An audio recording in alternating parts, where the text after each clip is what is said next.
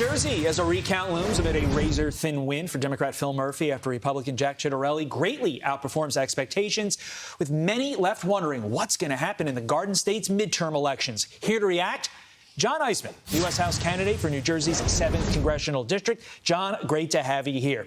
To claim this seat, you would have to beat an incumbent that has a lot of name recognition, Democrat Tom Malinowski. Why do you think you can do it? Yeah. It's a race that was the most competitive in 2020 and will likely shape up to be the most competitive in the country this year. Tom's got a lot of name recognition and a lot of money. What he also has is a number of Stock Act violations against him and an open House Ethics Committee investigation into how he made $3 million during a pandemic on undisclosed healthcare trades and shorts, bets against the same community he was elected to represent. Look, I think what we saw in Virginia and New Jersey specifically is pushback on just rubber stamp politicians for Biden's agenda, the current administration's failings, and the radical left policy that's sweeping the country right now. Let's focus on the policy. How do Republicans maintain this momentum that they have over the last 48 hours over the next 12 months headed into November? Because, John, a lot can happen in 12 months.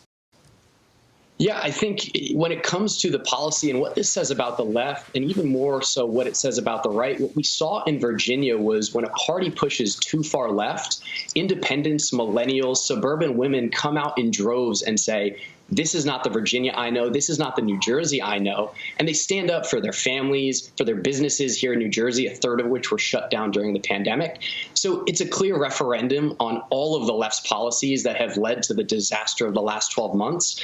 But more so, I think this points to what the playbook is for the right, which says, hey, if we go out and recruit and nominate outsider candidates who are not career politicians, are not of political dynasties, we win and we win big. And when candidates run their own races, here Jack's team and Jack made the race about New Jersey and Jack Ciattarelli, and that's why he was successful. What about being young? I mean, you're young, graduated 2012 from high school.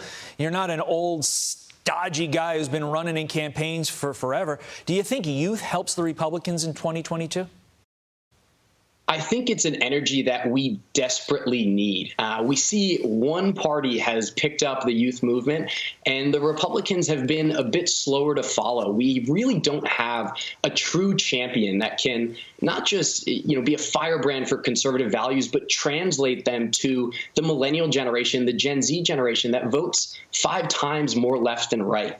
I mean, Republicans, we put up a lot of great candidates. We have a strong bench right now, but we're the party that put Nixon against Kennedy, Dole against Clinton, and McCain against Obama. I mean, some great leaders in that bunch, but a failure to capture the moment and say, hey, the tides are turning. We don't just need a representative of the next generation, but the true next generation leader that's going to hold competitive seats, not just for a cycle, but for years to come. I think most of our audience, John, doesn't think that New Jersey is a red state because what they've seen over the course of the last, 5 years. But you have to keep in mind, you have your Tom Kaines, you have your Chris Christie. New Jersey could become red again if it breaks the right way. We'll be paying attention to you, John Isemann, to see if you are part of that red wave. We appreciate your time this morning. Great. Looking forward to it. Thank you, guys. Carly.